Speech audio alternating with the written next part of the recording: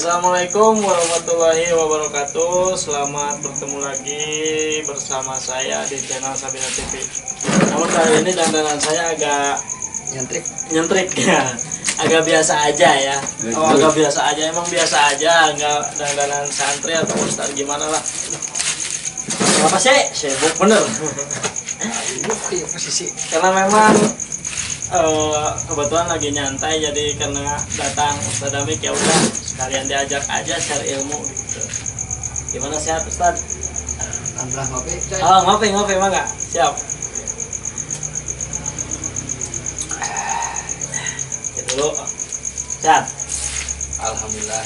Aduh, udah lama nggak mampir nih ke studionya, sekarang backgroundnya seperti ini. Udah lama gak jajan. Ya itu. Gimana sehari-hari setelah kemarin break? Sibuk apa gitu? Biasalah cari modal Cari modal. buat beli berlian. Ya, ini Ustaz, saya tuh sebenarnya ada beberapa keresahan ya. Ada beberapa keresahan yang mungkin saya akan share ke teman-teman juga, dan mudah-mudahan juga bermanfaat gitu buat teman-teman Ustaz. Tapi ini saya ngerokok nggak apa-apa Ustaz. Arah yang udah simpen lah. Gini, berkaitan dengan syariat ya, syariat Islam. Itu kan di Islam juga sudah, semua orang Islam udah tahu lah yang namanya sholat. Sholat itu adalah sesuatu yang wajib, yang diwajibkan dalam agama Islam ya. Namun terkadang kita lupa akan hal yang paling sepele tentang syarat sahnya sholat itu sendiri gitu kan. Karena memang sholat itu kan harus bener hati-hati gitu kan. Contohnya aja itu kalau misalkan kita habis kencing gitu kan, itu termasuk yang namanya najis gitu ya. Mungkin untuk teman-teman di luar sana ada yang masih belum tahu itu yang najis itu, pembagian najis, macam-macam najis. Ustadz bisa kasih paham mungkin. Sebenarnya saya juga masih belum paham gitu kan ya, masih belum terlalu mendalam gitu untuk masalah najis ini gitu. Ya, untuk pembagian atau macam-macam najis itu sendiri itu seperti apa sih Ustadz? Sebelum berangkat ke sana kita juga harus fokus dulu nih apa itu najisnya. Oh iya. Kan kita juga harus tahu dulu apa itu najis.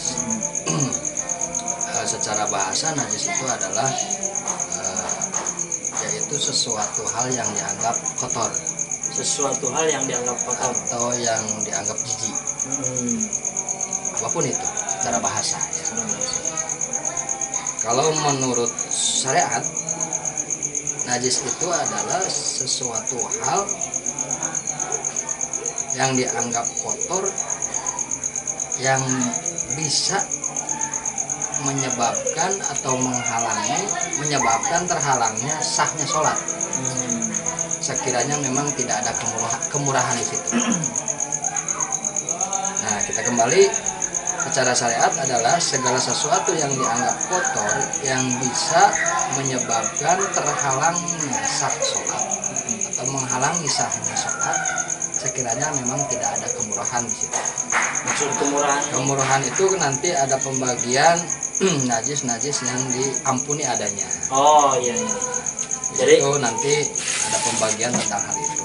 Sekiranya memang tidak ada kemurahan tentang najis itu, maka hal itu dianggap najis yang memang berpengaruh menghalangi sahnya sholat. Ya. Berarti secara garis besarnya bahwa najis itu adalah sesuatu yang bisa dibilang menjijikan, yang bisa mempengaruhi sahnya sholat. Iya. Terus untuk macam-macamnya sendiri itu Ustaz? Kalau macam-macamnya itu kan tergantung dilihat dari, mungkin salah satunya dari berat dan ringannya. Kita tahu bahwa melihat najis dari segi berat dan ringannya terbagi tiga ya kan. Najis mukopapa, atau sito dan lago. Kalau mukhofafah yaitu najis air kencingnya anak laki-laki yang belum berusia, yang belum mencapai usia 2 tahun dan juga belum mengkonsumsi apa-apa selain ASI, air susu ibunya. Nah, ini berarti untuk yang pertama ini lebih spesifik ke air kencing laki-laki ya? Ya, Berarti kencing laki-laki. balita ya? Balita atau apa sih? Baru watak. Baru ada. Bayi kurang 2 tahun aja. Balita kan 5 tahun. Batita. Batita. Ya ya. Lanjut ya. Baku 2 tak. Ya, berarti Bayi kurang 2 tahun umurnya. kurang 2 tahun. 2 tahun yang belum mengkonsumsi apa-apa kecuali ASI. Susu. Berarti kalau misalkan sebelum 2 tahun udah mengkonsumsi, sekarang kan banyak susu formula. Ya, Ya, itu kan kadang misalkan ada ibunya yang memang memberikannya dari sejak lahir susu formula gitu. itu udah nggak masuk lagi ke najis mukhofafah. Udah nggak masuk kriteria najis mau apa. Najis air kencingnya itu udah naik level lah Oh iya. ke najis mutawasito, itu najis pertengahan. Iya. Nah, yang kedua najis mutawasito yaitu najis pertengahan. Nah, ini nanti di akhir kita jelaskan apa saja. Yang ketiga najis mughalladhah yang dianggap berat yaitu najisnya anjing dan babi. Nah, kembali ke mutawasito yaitu najis-najis dari selain najis mukhofafah dan mughalladhah tersebut. Mutawasito. Semua najis selain yang dua itu. Oh iya. Berarti tadi kan yang mughalladhah itu najis Anjing dan babi. babi. Terus untuk mau papa najis Air kencingnya bayi yang kurang dari 2 tahun, tahun belum mengkonsumsi apa-apa selain ASI. selain ASI. Nah, ya. Berarti untuk mau papa ini lebih banyak ya, lebih banyak kategorinya. Maksudnya lebih banyak jenisnya gitu. Ya. Nah. Terus itu apa namanya? Ini kan yang termasuk najis mukhofafah itu tadi udah jelas ya. Berarti air kencing anak laki-laki, bayi laki-laki yang belum berumur 2 tahun ya tadi ya. Ya. Yang belum berumur 2 tahun dan belum mengkonsumsi apapun selain air susu ibunya. Dan adapun ketika seorang bayi tersebut sudah mengkonsumsi susu formula, ya susu formula itu berarti sudah masuk ke Level yang kedua. level yang kedua. Najis mutawasito. Mutawasito, iya. Oke, udah cukup jelas sampai di sana sih cukup jelas ya. Terus gimana sih gitu kan untuk kita suci atau kita bersih dari hadis dari apa najis-najis tersebut ya, dari najis-najis tersebut gitu Pak. Misalkan kita terkena air kencing anak laki-laki tadi gitu kan yang mukhofafah ya, itu agar bersihnya itu gimana?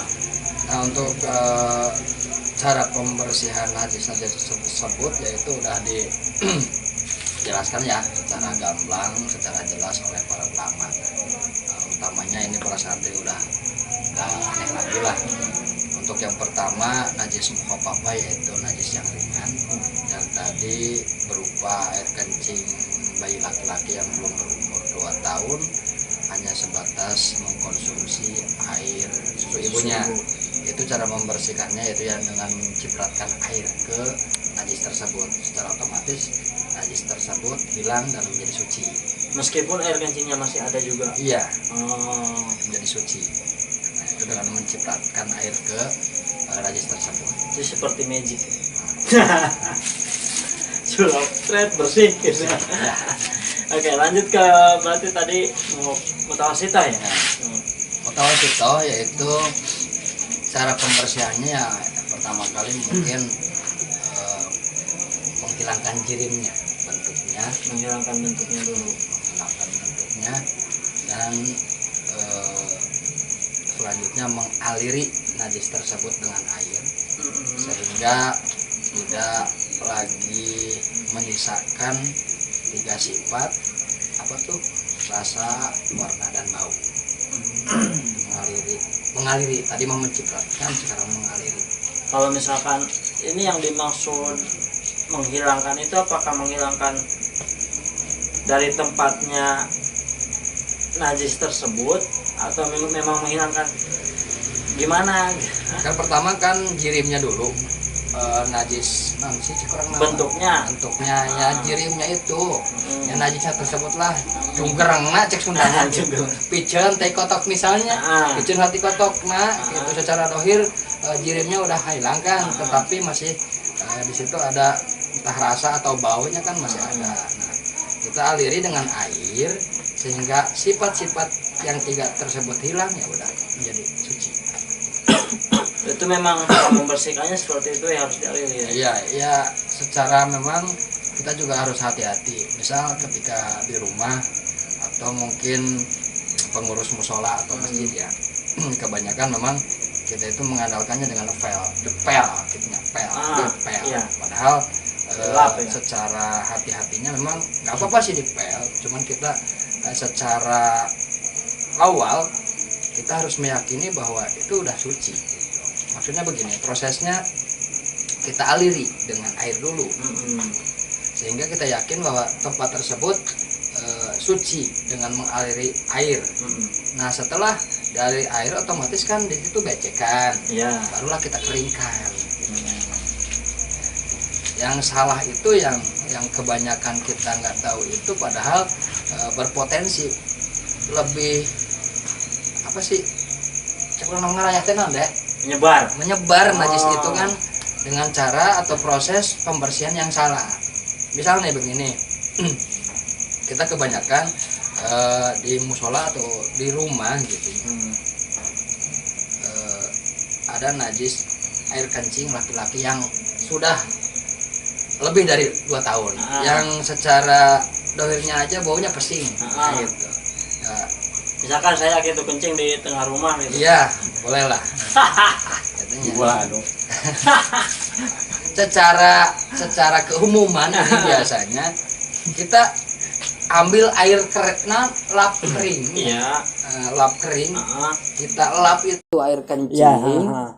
Terlihat kering. Lantainya ya. Baru kita timpa dengan lap basah atau pel basah. Kira-kira suci nggak itu?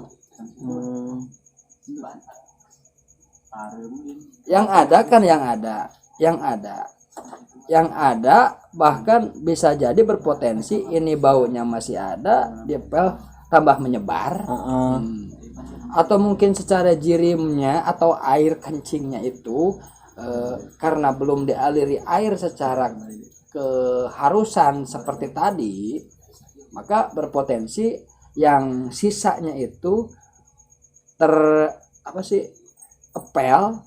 Nah, terepel justru bahkan lebih menyebar luas. Oh iya, jadi mungkin maksudnya ketika memang tidak dialiri air dulu, itu nanti si najis tersebut nempel ke lapel ya, dan disebarin gitu kan, bisa menyebar, justru bahkan lebih parah gitu ya.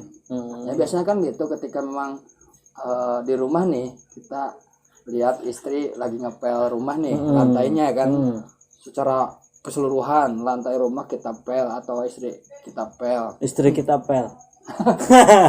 Iya, istri kita pel. Nah di situ kalau melihat najis kan dengan proses tadi, dengan memakai pel yang sama kan gitu, bisa berpotensi seluruh lantai rumah kita najis kan. Walaupun mungkin secara pelan tadi bekas najis, istri kita celupin lagi tuh pel ke air yang ada di ember, padahal menjadikan si air yang ada di ember menjadi najis. Tidak langsung dibuang, terkontaminasi gitu ya. Cuman hanya sebatas diperas, hilang yang kotoran air yang ada di airnya dibuang, tetapi sementara yang di ember masih ada.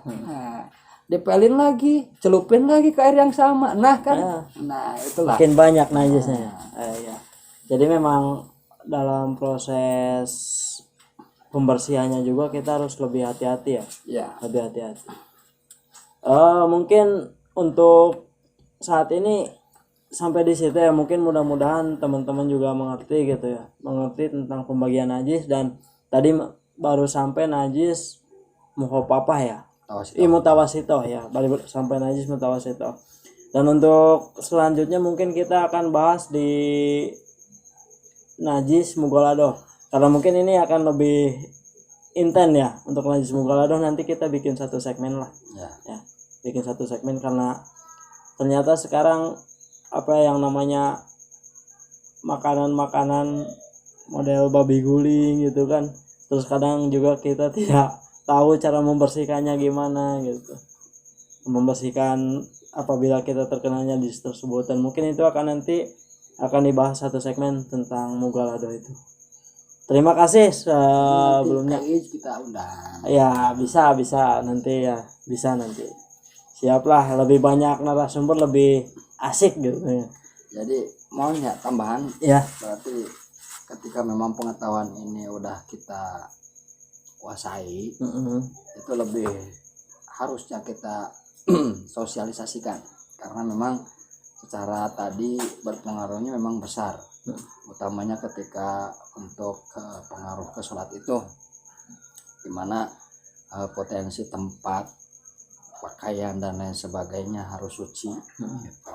Nah sementara salah satu tadi di najis yang mungkin ke tempat belum bisa diperhatikan secara atau prosesnya belum dikuasai, atau bahkan mungkin pengetahuannya belum nyampe gitu. Nah untuk sekedar menyampaikan makan kita nggak berat lah dengan lewat ngobrol atau lain sebagainya, yang pada akhirnya hal ini penting untuk disampaikan seluas mungkin. Iya. Walaupun mungkin dianggap remeh, tetapi faktanya ini berpengaruh besar dengan ibadah mahdoh kita, utamanya sholat. Benar. Iya, justru kan kadang kita menyepelekan ada apa sih kotoran cicak atau apa, ya udah yang penting buang gitu, dibersihin, dilap udah, tapi kan efeknya itu bisa mempengaruhi keabsahan sholat gitu kan. Justru ketika memang tidak bersih dari najis, ya mau gimana lagi sholatnya gitu kan. Nah itu ya, oke, mungkin untuk sekian di video ini Kak. Jadi untuk selanjutnya kita akan lebih intens di Najis Mugaladoh. Mungkin nanti akan ada narasumber lagi lah, kita undang lagi ke sini biar kita ngobrolnya enak gitu ya. Oke, terima kasih kepada Ustaz Mikil Reja yang sudah mengisi di kesempatan kali ini. Kurang lebihnya mohon maaf. Ini maaf wedangnya cuma kopi. Harus beli ini. Oh iya bayar. Bayarlah di sini. Itu. Sekali lagi terima kasih. Assalamualaikum warahmatullahi wabarakatuh. Semoga ini bermanfaat buat teman-teman semua.